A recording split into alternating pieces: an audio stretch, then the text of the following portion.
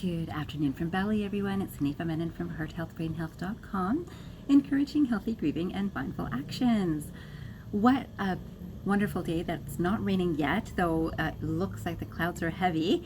So I hope that you're in good weather wherever you are. I know my Canadian friends and American friends are going through some cooler temperatures right now, and some of you are having lots of snow, so please do drive carefully and stay warm. And over here, of course, everyone stay safe here too. And today I thought I would catch you up on the latest messages that have been coming to me for my calling. And I'm hoping that some will inspire you from some of this information, will inspire you from learning what I'm learning.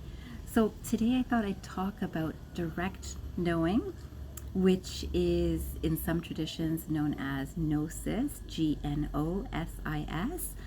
And this is direct knowing, which often is linked with a person named Sophia, or I'll even say a saint, or again, an embodiment of this energy of wisdom is Sophia. So Sophia is also linked with emerald energy. And again, let me tell you that it's not that I've known this information, but I'm learning it as the information is coming to me regularly. So whatever I see come to me regularly, I know is something for me to learn from, and then hopefully help you learn from too. So this idea of Sophia, I just want you to know that most traditions think of some image that they would link with wisdom or knowledge, and we can say Saraswati in Bali might be the goddess of wisdom. And again, without going through every tradition, there are female figures in most traditions that are linked with wisdom and knowledge. And I keep on getting information about female figures that are historical, that somehow I feel are coming through me into me too. So this is a message that I received, and it very much is in alignment with how I practice and certainly this calling. So I thought I'd read to you some of the information that I received in the last message that I heard. It was online. Today I have no internet service right now, unfortunately, or maybe fortunately, because it's allowing me to do this video, at least create this video and post it as soon as I have Wi-Fi again, or internet service again. And I just thought I'd talk about this information. I will link the video that kept on arising in my computer when I was being given images and messages about Sophia. And again, I want you to know that every tradition and perhaps every home also has a figure that's feminine, that has been a symbol of strength or wisdom or compassion or love, that most of us, even if it's not in our own family, will have some awareness of that person's mother, that person's, my aunt, this whichever way was so kind to me and so nurturing, and that is a feminine energy. And there's also a strength to this energy too. So I thought I'd read some of the information that I'm learning, which again is something that you can use today with knowing this information. So I'm going to share with you, reality is more responsive than you've been taught to believe. It's so true. Your willingness to feel rather than analyze, to allow rather than control, is the doorway through which Sophia appears, or we could say wisdom appears. Gnosis is direct knowing, not through books or teachers, though they may point the way, from resonance with truth, which vibrates at a frequency that your being, as in your deepest self, has been waiting to hear. It's not believing, it's knowing. So then I thought I'd share with you something you may or may not know. Maybe we hear these words and there is truth in this too, so I'd love you to practice. The universe, or God, or divine energy, or something beyond ourselves, reads your every thought, emotion, and belief. Each is recognized by the universe and reflected back to you. If I think people are so not kind, oh, guess what? I'm going to see so many not kind people. And when I'm in the space where it's like, there's so much kindness around, even if people have been not so kind to me, suddenly There's a cat that's very kind and sweet. And so it's being able to see that whatever I'm thinking is reflected back at me. So if I'm seeing someone not kind to me, I can look within to see what is happening that is making me feel like I'm not feeling a kindness. Am I sharing kindness? Is the mind thinking about thoughts that are related to past events or future fears? And that would help me recognize where I am, which is bringing the blessings of messengers that come into my life, your life too, bringing us the information that we need to, we can benefit from reflecting upon.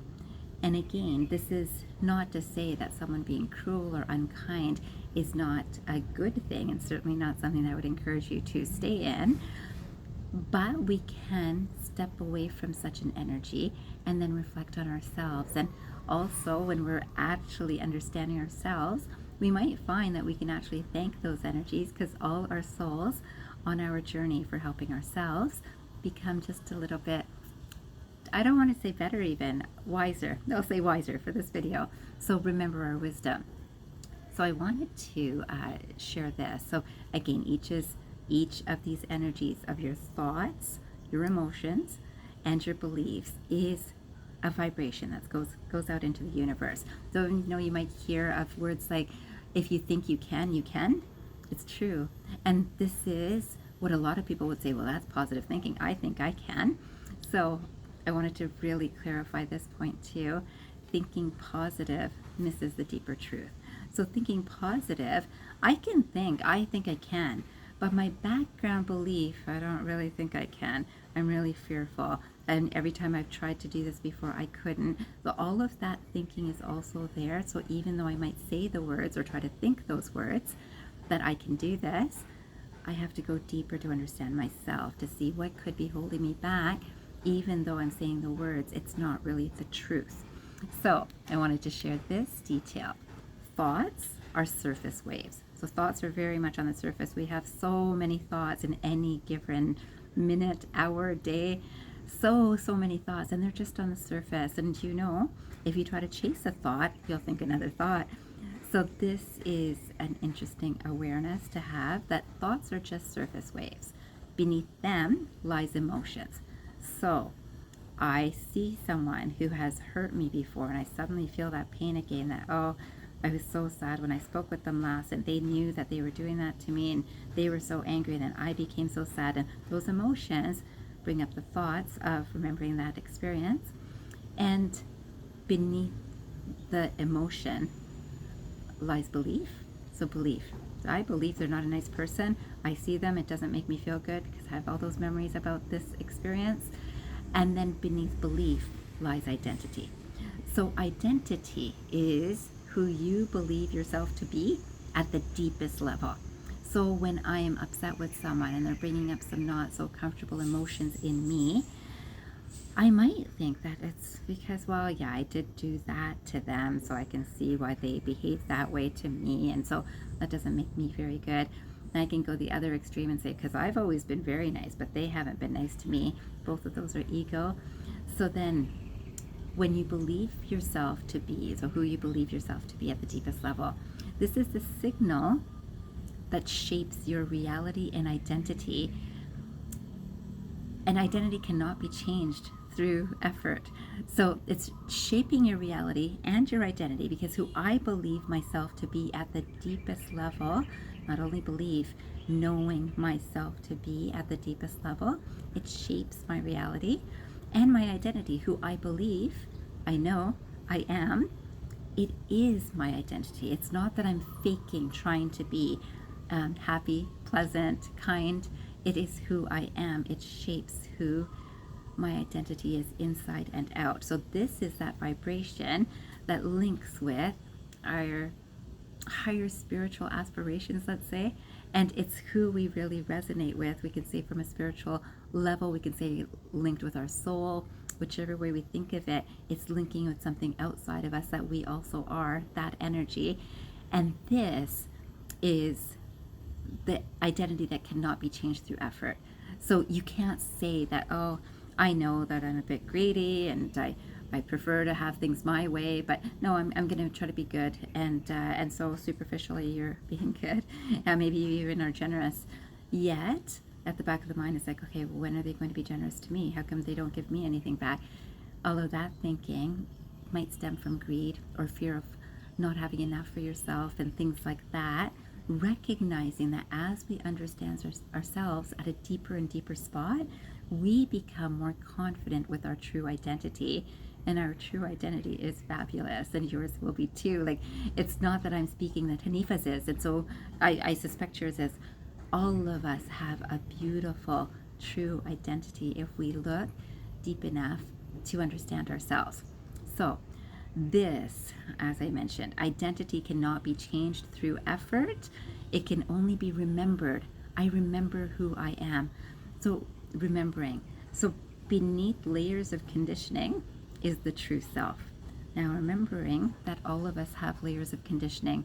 Whether we think of one life, and so in this life you can imagine layers of conditioning from 5 years old, from 15 years old, from 20 years old. Every year we have different layers of conditioning.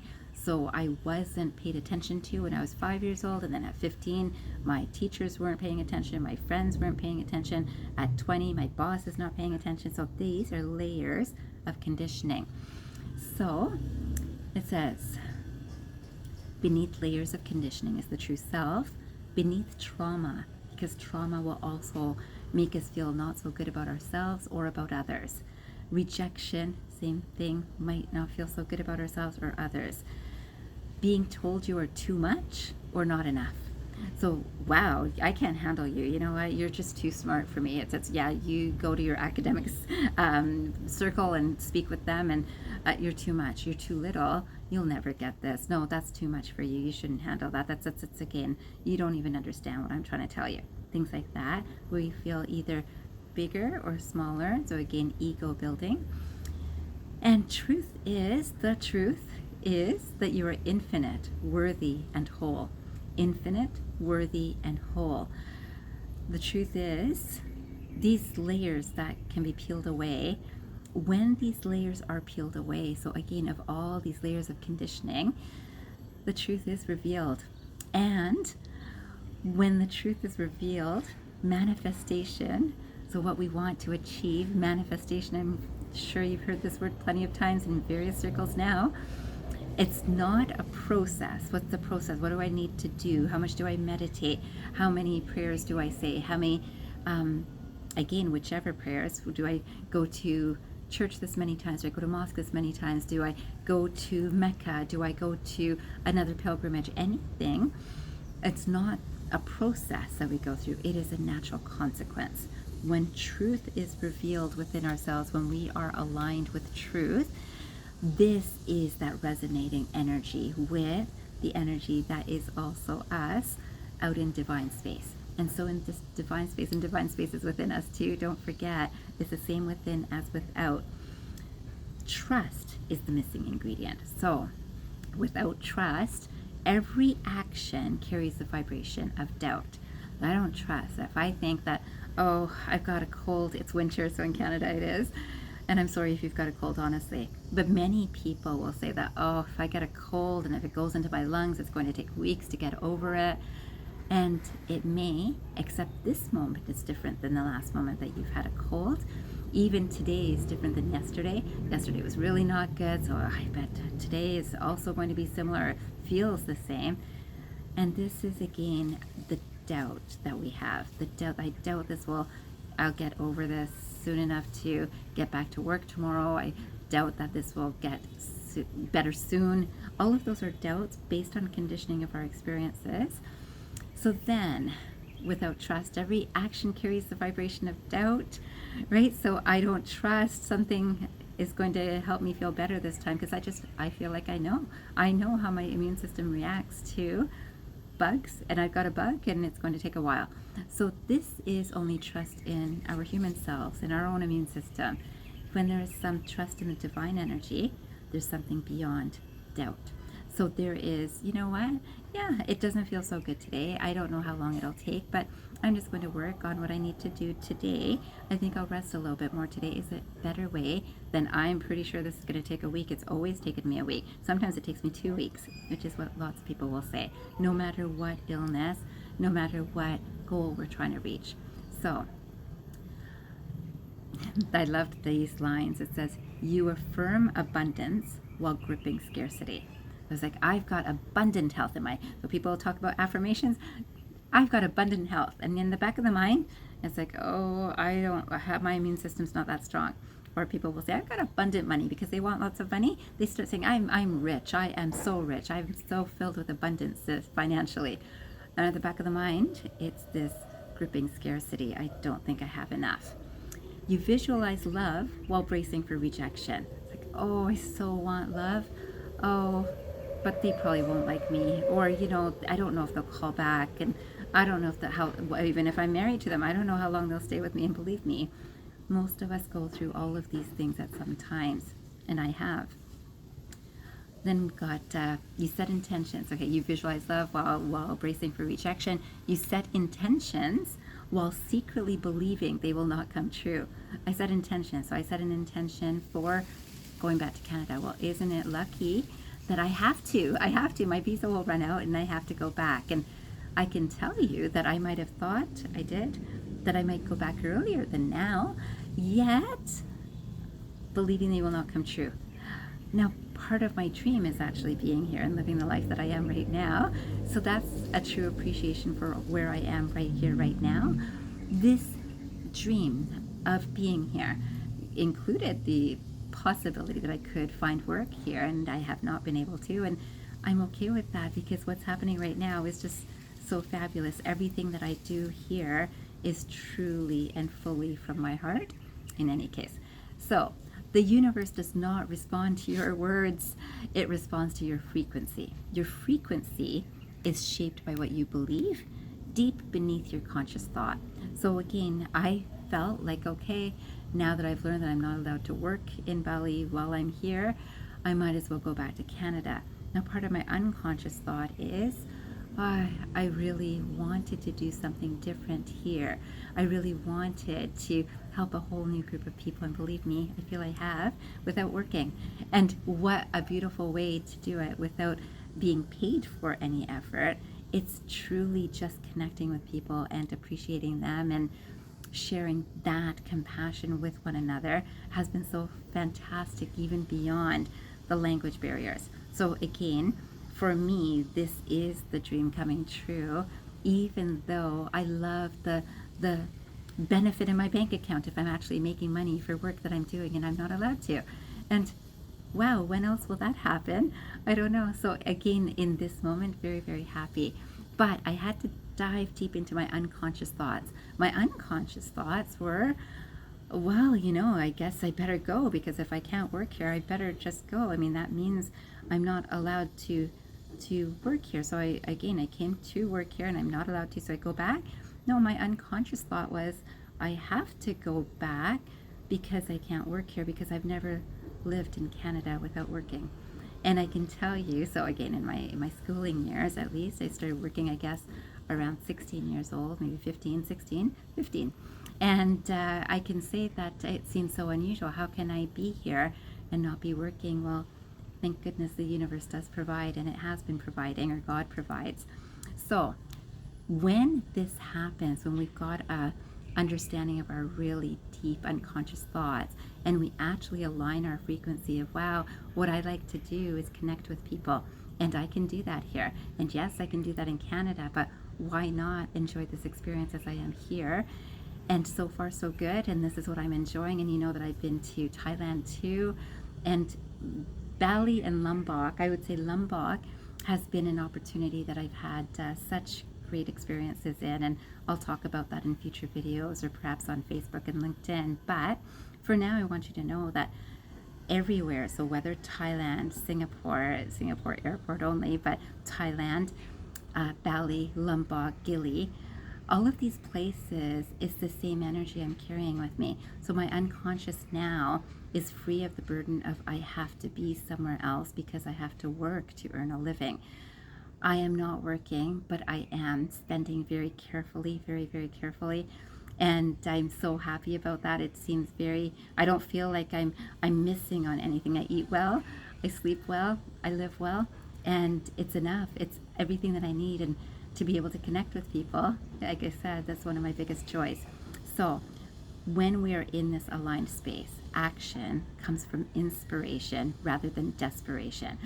You know, I did actually go through an experience of semi-desperate of, oh no, how am I going to come back to Canada? I've left nothing there to move back into. I don't have a home to go to. And so there was kind of that desperation. I've got to find a place to stay, and I've got to think about my finances. I've got to maybe get a loan to be able to start over there. And then it's not so easy to find work when in Canada, when I'm living currently, or staying currently, traveling, but staying in Indonesia right now, so not so easy. At least I haven't found it easy, and I'm going to thank the universe, because for some people internationally can still find a very good matching job in Canada. Sometimes people are right in Canada and can't find a job, and I've been through that experience too. I love being self-employed right now. I'm self-employed by the universe, I'll say. And how beautiful, because the blessings abound. And as I wanted to read this last section again, action comes now from inspiration rather than desperation. You rest when rest is needed, but your rest is for rejuvenation rather than escape. And we can see that many of us can do this, that when we're really overwhelmed by any experience. So you might know that I have had malaria 2 times here in Indonesia, in places that weren't malaria prone, but I had some medication with me. I had contact with a medical doctor in Canada too, and what a blessing that way. So that was good. Then again, different things have happened health-wise here, yet when I rest, it's for rejuvenation. And even on a day where I'm completely healthy and everything's good, and again, most of my days here have been, it's for rejuvenation and not for escape. But when we're really troubled by anything, and I will say I've gone through those experiences too, not so much in my experience in Indonesia, though a little bit when I was very concerned about now you have to get back to Canada, and then I chose to understand myself at that subconscious level and bring that into my consciousness, which was fantastic. A wonderful time to be able to do that here. And so happy I didn't rush back to Canada to get right back into my Canadian mode. Here, I feel like the best of me is coming out, and it's again coming from inspiration and that escape. Yeah, sometimes you just want to close everything out. I just didn't want to think about it. So of course, I can definitely say that when I was going through my divorce in the past, I was in that mode, had those times I could get through work, and then I got home and I just really had to sleep and it was more to escape. I just didn't want my mind to be thinking and things like that, and worries and concerns of what's next to do. But we do that on a day-to-day, don't we? We do that. Even if it's just, if I think about what am I going to cook today, it's on my mind until I figure out what I cook. So again, even if I know it's in my subconscious, I need to bring it into my consciously decide this is the time I'll cook, this is what I'll cook. It's once that's decided, I feel at ease. Today I don't worry so much in advance, which is so beautiful. And worrying, you may know from previous videos, is not helpful to us, not to ourselves, not to our own health, and not to anyone that we're worried about. Today, I worry about all much less. I care about all much more. I wish you alignment to recognize that you have an incredible energy of caring, compassion, and this alignment with something outside of us, God, divinity, source, the universe, whatever it is, brings us into such a beautiful space to help ourselves and the world around us. I wish you a fantastic day or night ahead, and I hope you remember, transform your mind and transform your life. Have a great day or night, everyone.